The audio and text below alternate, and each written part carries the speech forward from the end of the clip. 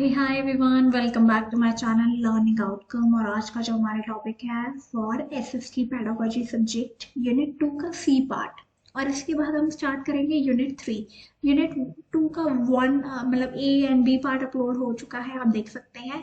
Pedagogy of SST का playlist given है for the second semester in the description box मतलब video के नीचे आप स्क्रॉल करेंगे तो आपको वो एक कंटेंट मैटर गिवन होगा, वो डिस्क्रिप्शन बॉक्स में प्लेलिस्ट गिवन है, वो सारी प्लेलिस्ट बेंच वॉच कर लो, आपको समझ में आ जाएगा and you will be ready for your exam. और आज हम जो शुरू करने वाले हैं that is C part of the unit 2।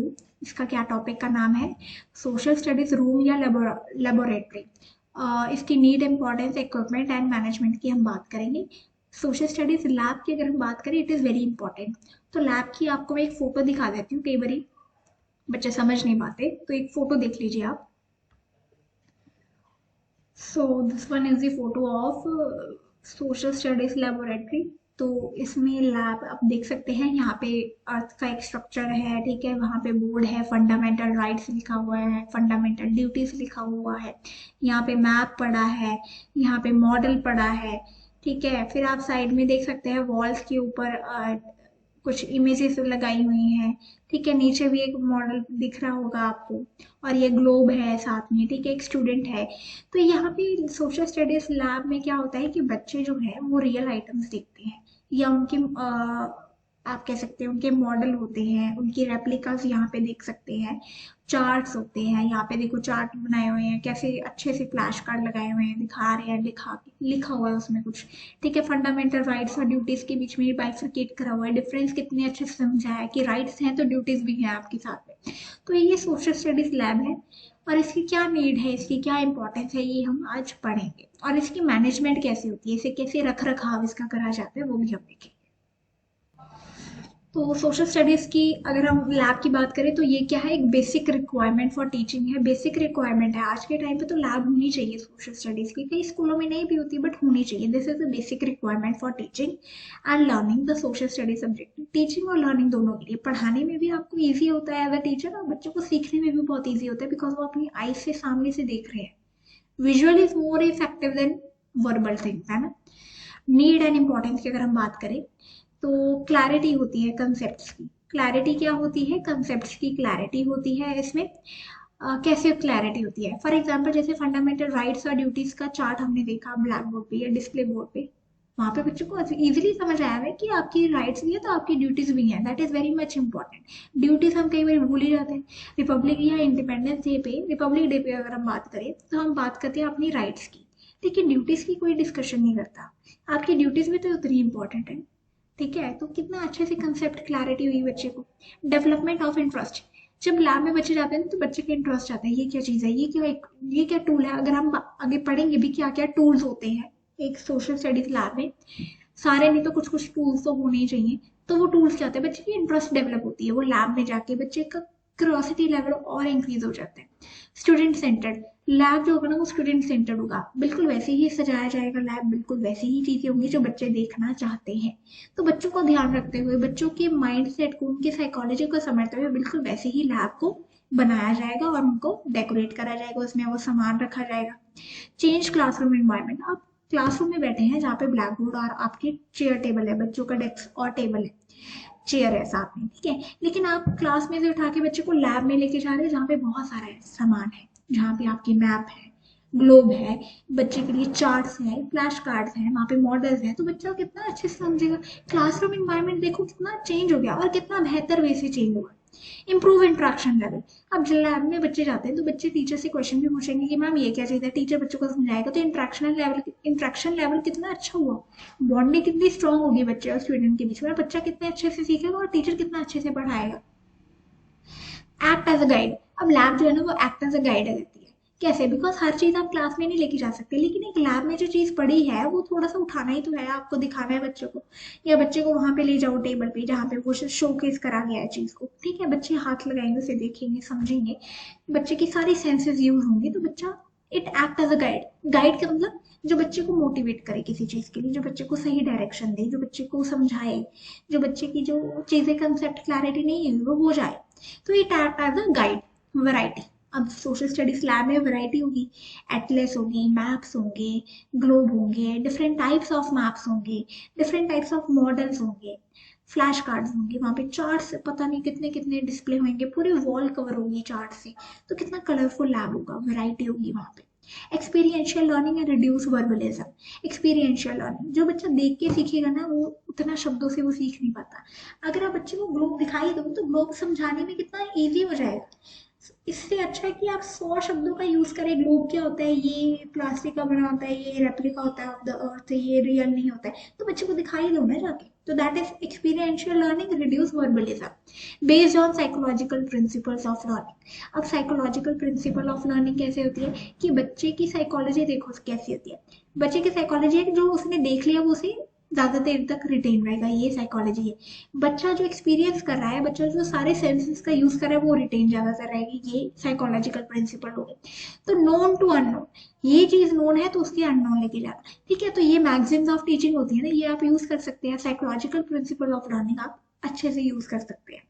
Save time and energy, जो चीज आप दिखा के इजीली समझा सकते हो उसके ऊपर 100-150 शब्द क्यों यूज करने भाई, अपने हजारों शब्द क्यों वेस्ट करने। अपनी एनर्जी बताओ, अपना टाइम बचाओ, बच्चे की एनर्जी बचाओ, बच्चे का टाइम बचाओ, बच्चे को दिखा दो लैब में जाके। More exposure to digital technology. अब लैब में ना डिजिटल बोर्ड भी होता है। डिजिटल बोर्ड मतलब आप बच्चे को वहाँ पे फिल्म दिखा सकते हो, बच्चे को मूवीज दिखाओ, हिस्टोरिकल मूवीज दिखाओ, पॉलिटिकल मूवीज दिखाओ, बच्चा सीखे, ठीक है। आप कोई टॉक दिखा सकते हो, कोई स्पीच सुनवा सकते हो, ठीक है। तो डिजिटल टेक्नोलॉजी के साथ उसका एक्सपोजर होता है। बच्चे को डिजिटल मैप सिखा सकते हो, मैप स्क्रीन पे ऑन करके आप बच्चे को लोकेशन जूम इन करके दिखा सकते हो। तो कितना एक्सपोजर होता है डिजिटल टेक्नोलॉजी का। गूगल मैप्स कैसे चलते हैं, कैसे उसकी वर्किंग होती है, एज अ ज्योग्राफी टीचर आप उसे गूगल मैप्स दिखा सकते हो। कंडक्टिंग ग्रुप एक्टिविटीज, आप ग्रुप एक्टिविटीज भी कंडक्ट करवा सकते हैं, ठीक है। ग्रुप एक्टिविटी कैसे कंडक्ट करवा सकते हैं आप, ग्रुप एक्टिविटी भी तो कंडक्ट करवानी है ना भाई। ग्रुप एक्टिविटी कैसे कंडक्ट करवाएंगे आप, ग्रुप एक्टिविटी आप बच्चे को एक टॉपिक देंगे, हाँ जी ये जो हमने कल का टॉपिक करा था वो ग्रुप एक्टिविटी है आपकी, और आप वो सारे करके आएंगे, ठीक है। ग्रुप एक्टिविटीज ऑर्गेनाइज करवा सकते हैं लैब के अंदर कि बच्चे आप ग्लोब देखो, ये ग्रुप ये मैप देखेगा और अपना अपना व्यू पॉइंट मुझे आके डिस्कस करेंगे। तो कोई भी ग्रुप एक्टिविटी आप कैसे भी ऑर्गेनाइज करवा लो, बच्चे कर लेंगे लैब में आके। स्किल डेवलपमेंट, बच्चे का स्किल डेवलप होगा। स्किल कैसे होगा, ऑब्जर्वेशन स्किल उसका डेवलप होगा। जो बच्चा ऑब्जर्व कर रहा है वो अपनी फाइल में लिखेगा। अगर आप बच्चे को कहते हो कि फाइल में लिखो अपनी ऑब्जर्वेशन, तो उसकी राइटिंग स्किल डेवलप होगी, उसकी ऑब्जर्वेशन स्किल कितनी डेवलप होगी, उसकी interaction skill, communication skill develop होगी, उसकी क्वेश्चनिंग स्किल भी डेवलप होगी, बच्चा आपसे राइट क्वेश्चन पूछेगा, ठीक है। फिर आती है improve overall quality of education. Lab है तो मतलब क्वालिटी है टीचिंग की, लैब नहीं है तो कहीं ना कहीं क्वालिटी में लैक है। जहां पे लैब होगा आपकी इमेज क्या बनेगी माइंड में कि स्कूल देखो बहुत अच्छा है, कितना अच्छा एक्सपीरियंशियल लर्निंग प्रोवाइड कर रहा है ना। तो overall quality of education increase होता है जब आपके पास एक सोशल स्टडीज लैब है बच्चों को समझाने के लिए। तो आगे हम डिस्कस करते हैं कि इक्विपमेंट क्या होने चाहिए। इक्विपमेंट मतलब क्या टूल्स होने के चाहिए, क्या क्या चीजें इंपॉर्टेंट होती है एक सोशल स्टडीज लैब में। सबसे पहला है वेदर इक्विपमेंट। वेदर इक्विपमेंट का मतलब है जो वेदर को इक्विपमेंट मेजर करता है, वेदर को वो देख सकता है कि हाँ जी वेदर क्लाउडी होगा, आज रेनी होगा, आज सनी होगा, क्या होगा वेदर। एनोमीटर, इसमें क्या होता है विंड स्पीड को मेजर करा जाता है। ये टूल किस लिए यूज होता है, विंड की स्पीड को मेजर करता है। हाइग्रोमीटर, अब इसमें क्या होता है amount of water vapour in the atmosphere, जितना भी वाटर वेपर एटमॉस्फेयर में प्रेजेंट है उसको मेजर करता है, ठीक है। बैरोमीटर एटमॉस्फेरिक प्रेशर को मेजर करता है। एटमॉस्फेरिक प्रेशर क्या है, कितना प्रेशर आप फील कर सकते हैं एक एटमॉस्फेयर में, ठीक है, तो वो होता है बैरोमीटर। थर्मोमीटर, थर्मोमीटर में क्या होता है एयर टेम्परेचर को मेजर करा जाता है। विंड वेन, विंड वेन क्या चेक करती है, विंड डायरेक्शन को चेक करती है। रेन गॉज, रेन गॉज का मतलब है रेन से ही पता चल रहा है amount of rain fall in any area, वो कितनी हुई है एक सेट पीरियड ऑफ टाइम में। अगर एक घंटा बारिश हुई है तो एक घंटे में कितनी रेनफॉल हुई है, तो वो रेन गॉज बताएगा। रेन गॉज आपको बताएगा कितनी अमाउंट एक घंटे में रेनफॉल हुआ है। स्लिंग साइक्रोमीटर, इसमें क्या होता है रेलेवेंट ह्यूमिडिटी। अब ह्यूमिडिटी एक एयर में कितनी है, अब ह्यूमिडिटी मानसून सीजन में तो ज्यादा हो जाती है ना, तो वो कितनी ह्यूमिडिटी है एयर में, तो वो स्लिंग साइक्रोमीटर आपको बताता है। साइक्रोमीटर। रिलिया स्पेसिमेन, अब इसमें क्या होता है, रिलिया स्पेसिमेंस में होता है कि रिलिया मतलब रियल आइटम, एवरीडे लाइफ जो आप एवरीडे लाइफ में जो आप ऑब्जेक्ट यूज करते हैं, जैसे टेक्सटाइल, टेक्सटाइल मतलब कोई कपड़ा हो गया, टॉय हो गया, कोई कोई खिलौना हो गया, कोई ज्वेलरी होगी, कोई गहना हो गया, कोई नीडल होगी, कोई सुई होगी, है ना, जो कपड़े से आप सीखते हो, सुइयां होंगी वो। ठीक है, तो वो रियल आइटम जो आप डेली लाइफ में यूज करते हो उसे हम कहते हैं रिलिया। अब आप सोशल स्टडीज लैब में ये टूल्स जो ऊपर मैंने आपको बताया वो रखेंगे आप। ठीक है, सारे नहीं तो ज्यादातर कोशिश करें कि जो आप अफोर्ड कर सकते हैं, स्कूल इंस्टीट्यूशन अफोर्ड करता है वो तो कम से कम बच्चे को पता होना चाहिए कि ये टूल्स भी होते हैं। फिर रिलिया मतलब रियल आइटम्स रख सकते हैं, जैसे कोई कपड़ा रख दिया तो बच्चों को कपड़े के डिफरेंट डिफरेंट टाइप्स, सिल्क है, ये कॉटन है, ये खादी है, ये नायलन है। ठीक है, ये डिफरेंट टाइप्स ऑफ टेक्सटाइल्स है। टॉयज, खिलौने, पुराने जमाने में हड़प्पन सिविलाइजेशन में लकड़ी के खिलौने होते थे, तो वो कैसे होते थे ये दिखा सकते, क्ले के खिलौने होते थे कैसे होते थे वो दिखा सकते, गहने कैसे होते थे, ट्राइबल पीपल कैसे गहने पहनते हैं तो वो गहने आप तरह से रख सकते हैं। ठीक है, नीडल, कैसी कैसी सुइयां होती थी, कैसी कैसी डिफरेंट टाइप्स ऑफ नीडल्स होती है जो टेक्सटाइल सी जाती हैं।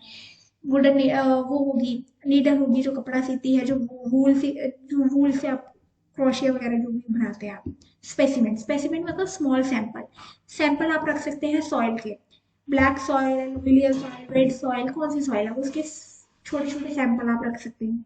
मिनरल, मिनरल में आयरन, ये निकल, ये ब्रास, ये कौन से होते हैं, ये मिनरल आप रख सकते हैं। Rocks, rocks different types of rocks रख सकते हैं।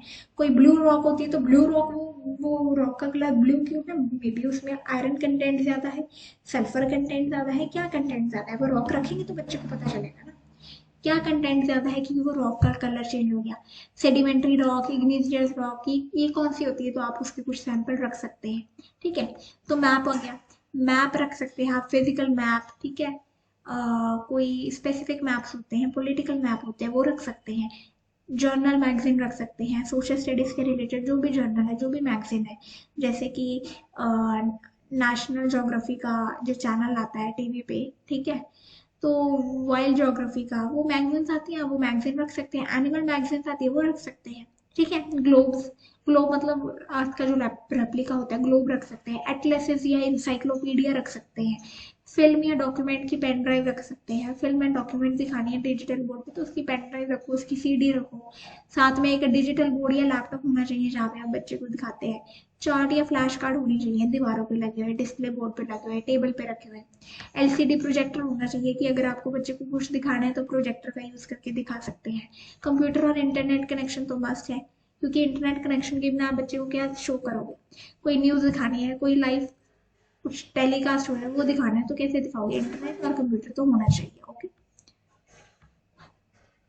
फिर वो हो गया आपके टूल्स एंड इक्विपमेंट क्या क्या होने चाहिए आपके सोशल स्टडीज लैब में। अब बात करते हैं management of social studies laboratory. ठीक है, मैनेजमेंट क्यों करनी है, बिकॉज इतना महंगा महंगा सामान है लैब में, इतनी इंपॉर्टेंट चीजें हैं, उसका रिकॉर्ड होता है। जो भी आपके पास लैब है ना, या जो भी लैब के आप टीचर हैं, इंचार्ज हैं, तो आपके पास एक रजिस्टर होगा। वो रजिस्टर में क्या होगा, सारी चीजें लिखी होती है कि आपके पास क्या क्या है, और वो लिस्ट ऑफिस में भी होगी इंस्टीट्यूशन की। तो अगर कोई भी चीज मिसप्लेस होगी तो उसका भुगतान कौन करेगा, टीचर। तो टीचर को मैनेज करना है, जो भी आपके असिस्टेंट है वहां पे, जो आपके स्टाफ मेंबर है जो लैब को संभाल रहे हैं, आपने और उन्होंने साथ में कोऑपरेट करना है ताकि मैनेजमेंट हो लैब की। अगर सामान इधर उधर हो गया, टीचर को आंसर करना पड़ेगा ऑफिस में जाके, ये सामान क्यों नहीं है, और अपने पैसे खर्च करके फिर लेके आना पड़ेगा। ठीक है, तो लैब की मैनेजमेंट एक टीचर की रिस्पॉन्सिबिलिटी है, बच्चों को उस डिसिप्लिन में रखना भी टीचर की रिस्पॉन्सिबिलिटी है लैब में। Management of social studies lab कैसे होगी, general maintenance of the room. General maintenance मतलब कि साफ सफाई तो होनी चाहिए, उसमें कोई डस्ट नहीं होनी चाहिए चीजों के ऊपर की धूल मिट्टी जमी हुई है, मतलब लैब यूज ही नहीं हो रही, मतलब लैब की साफ सफाई नहीं हो रही। विंडो विंडो खुली है, डस्ट आई जा रही है, विंडो बंद है, सफोकेशन हुई पड़ी है, तो कब विंडो ओपन करनी है, कब डस्टिंग करनी है, डस्टिंग तो डेली होनी चाहिए। विंडोज कब ओपन करनी है, इन दी मॉर्निंग। ठीक है, फिर उसके बाद आपको मेंटेन करके रखना है। तो लैब मेंटेनेंस का आप एक एग्जांपल ले सकते हैं कि आपने फाइन आर्ट्स रूम तो देखा ही होगा, अपने कॉलेज या आपने किसी भी इंस्टीट्यूशन में, आपने स्कूल लेवल पे भी देखा होगा। तो फाइन आर्ट्स के टीचर बड़े पोजेसिव होते थे, क्यों, क्योंकि फाइन आर्ट्स का जो लैब होता है ना, उसने पूरी इंस्टीट्यूशन की डेकोरेशन को मेंटेन करना। कोई इवेंट आ गया तो फाइन आर्ट्स रूम में से सामान जाएगा डेकोरेशन का, तो टीचर बड़ी पोजेसिव होती थी, तो बहुत गुस्सा भी करती थी बच्चों पे, क्यों, क्योंकि सामान इधर उधर हो गया तो टीचर को लेके देना पड़ेगा ना। तो आप फाइन आर्ट्स रूम का एग्जाम्पल याद रख सकते हैं कि बिल्कुल वैसे ही सोशल स्टडीज की भी मेंटेनेंस बहुत इंपॉर्टेंट है, बिकॉज वो टूल्स है, इक्विपमेंट बहुत महंगे महंगे होते हैं, और एक भी चीज इधर उधर होगी तो दैट इज वेरी अपसेटिंग। और वो बार बार चीजें आप कितना रिसोर्स वेस्ट करते रहोगे ना, तो मेंटेन करके रखें ताकि वो यूजफुलनेस उसकी बढ़ती रहे। Then is taking cooperation of institution, institution के साथ कॉपरेट करें कि अगर कोई चीज अवेलेबल नहीं है लैब में तो इंस्टीट्यूशन को बताएं कि ये चीज अवेलेबल करवाओ, ठीक है नहीं कर सकते तो उसकी कोई रेप्लिका या कुछ कर लो, ठीक है मेंटेनेंस नहीं हो रही तो वहां पे जाके इन्फॉर्म करो कि मेंटेनेंस नहीं है, हाँ जी मेंटेनेंस में कॉपरेट करें इंस्टीट्यूशन। तो आपको बड़ी काइंड वर्ड्स, पोलाइट वर्ड्स के साथ इंस्टीट्यूशन के साथ कॉपरेट करना है। कोई टीचर आता है, हाँ जी आपके लैब में लेके आना है, साइंस के टीचर भी आ सकते हैं कि हाँ जी वाटर साइकिल करवाना है आपके लैब में, कुछ ऐसा है मैप वगैरह तो आप दिखा सकते हैं। कोई मैप या कोई टूल यूज करना है तो साइंस के टीचर भी तो आ सकते हैं, मैथ्स के टीचर भी तो आ सकते हैं, तो आप मना नहीं कर सकते। इंस्टीट्यूशन और कोलीग्स के साथ कॉपरेट आपको करना पड़ेगा। मैनेजिंग फाइनेंसेस, लैब में जो भी खर्चा हो रहा है, कोई भी चीज आ रही है उसका हर एक चीज का रिटर्न रिकॉर्ड होगा। स्टॉक रजिस्टर, जो भी चीज आ रही है उसका स्टॉक पाइल होगा, स्टॉक पाइल का आपका रजिस्टर मेंटेन होगा। कोई भी चीज आपने एक्स्ट्रा रखी हुई है तो उसका भी रिकॉर्ड होगा। कोई चीज आप अपने पैसे से लेके नहीं आ सकते बिकॉज वो चीज कैसे काउंट होगी फिर अगर आपने अपने पैसे डाले, तो इसका भी बड़ा बड़ा। आई स्टिल रिमेम्बर एक टीचर ने हमें बताया था कि एक टीचर ने अपने पैसे खर्च करके कुछ सामान रखा था और वो रिकॉर्ड में लिख दिया था। बाद में पता चला कि फंड में तो ये पैसे आए नहीं थे, फिर ये पैसे आए कहाँ से एक्स्ट्रा। तो टीचर की मतलब आंसरेबल तो करना ही पड़ा ना टीचर को कि ये पैसे मैंने खुद खर्चे थे, आपको क्या जरूरत थी खुद से पैसे डालने की। अब इंस्टीट्यूशन को आंसर करना पड़ता है ना, क्योंकि जब भी इनकम टैक्स या कुछ भी पे करना होता है तो ये चीजें काउंट होती हैं, आपके सर्विस वगैरह होते हैं। तो ये एक एक चीज, एक भी पैसा इधर उधर हो गया, पॉइंट का भी कुछ फर्क आ गया ना, तो आंसर करना पड़ जाएगा टीचर को। ठीक है। The next one is appointment of the lab attendant. Lab attendant होते हैं, ठीक है, अब टीचर तो हर वेले नहीं रहेगा, उसने भी क्लासेस लेनी होती है, तो लैब अटेंडेंट हर वक्त लैब में मौजूद होते हैं। एक दो लैब अटेंडेंट होते हैं तो उनके साथ आपको अपॉइंटमेंट करनी है उनकी, या इंस्टीट्यूशन जो भी करेगा उसके साथ आपने कॉपरेट करना है। Conduct the rules for student, जो स्टूडेंट आ रहे हैं लैब में उनको पहले ही समझाना है कि एक भी चीज इधर उधर टूटनी नहीं चाहिए। बड़े अच्छे से बच्चे को गुस्सा नहीं करना, प्यार से समझाना है कि दिस लैब इज इम्पोर्टेंट, आपके लिए नहीं सारे स्कूल के लिए दिए हैं ये लैब, ठीक है, तो बड़े अच्छे से डिसिप्लिन में रहना है। Prepare future plan for enriching lab. अब लैब जैसा है, ठीक है, एक बार ही बन गया, उसके बाद कोई चीज नहीं, that is very upsetting. Lab में तो अपडेशन आती रहनी चाहिए ना, एक चार्ट जो इतना पुराना है वही चला जा रहा है, नहीं चेंज लेके चार्ट उतारो, नवा चार्ट बनाओ, हाँ जी कोई और टॉपिक का चार्ट लगाओ। तो एनरिचिंग लैब, फ्यूचर प्लान होने चाहिए लैब को। लैब में क्या चीजें आनी है, क्या चीजें हटानी है, क्या चीजें अपडेट करनी है, कौन सी आउट ऑफ डेट हो चुकी है, टेक्स्ट बुक जर्नल जो पुरानी हो चुकी है उसको रद्दी में दो, ठीक है, जो चीजें फिल्म है, डॉक्यूमेंट्स है, उसे हर साल दिखाना है तो उसे मेंटेन करके रखो, उसे संभालो। तो future plan for enriching lab आपकी होनी चाहिए। ऐसे ही social studies lab is very important for the teacher, for the student, for the institution and for the nation as well. Lab ensures a quality education, और वो quality education किसकी responsibility है, teacher. Lab है लेकिन teacher लेकर नहीं जा रहा बच्चों को, तो दैट इज वेरी रॉन्ग। ठीक है, तो आपको एक क्वालिटी एजुकेशन की तरफ बढ़ना है, क्वालिटी एजुकेशन बच्चों को देनी है ताकि वो क्वालिफाइड सिटीजन बने, इसके साथ साथ एथिकल सिटीजन भी बने, जिनको मॉरल वैल्यूज है, जिनको अपने देश और दुनिया की समझ है। Okay, so with this I hope you all are doing well. एक बार लाइक कमेंट और सब्सक्राइब कर दो वीडियो को, चैनल को। Till then see you soon in the next video, take care, bye.